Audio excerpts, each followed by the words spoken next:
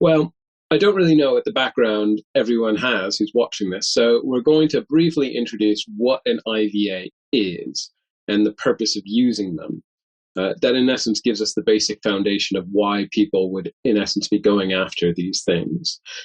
Then we're going to talk about the process of how an IVA is approved and or how it might be rejected.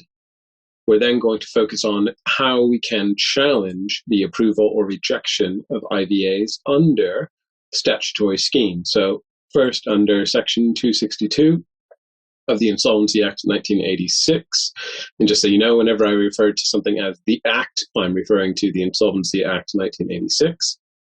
So slide 12, Section 262 of the Insolvency Act. Again, as I said, there are two basic elements of a Section 262 challenge. One, that a creditor or creditors have been unfairly prejudiced, or two, that there was some sort of material irregularity in the voting process.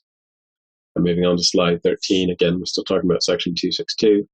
Unfair prejudice to creditors, this is important, only applies where the IVA is approved. By its very nature, creditors cannot be unfairly prejudiced if an IVA is not approved because their debts stay exactly the same. They might have to deal with a bankruptcy. They might get less in a bankruptcy, but that is not an unfair prejudice. That is actually just the normal course of affairs if an IVA didn't exist. Unfair prejudice will only exist if the IVA is approved.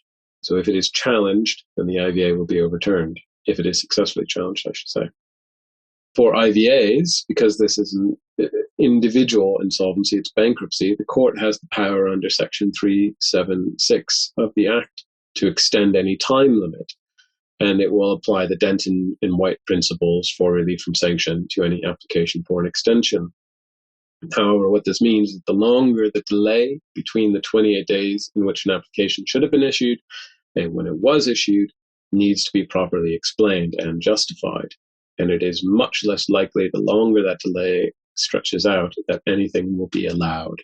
So, an example in the case of Tager, 2 months of a delay was approved. However, in Timothy, the case of 9 months was dismissed.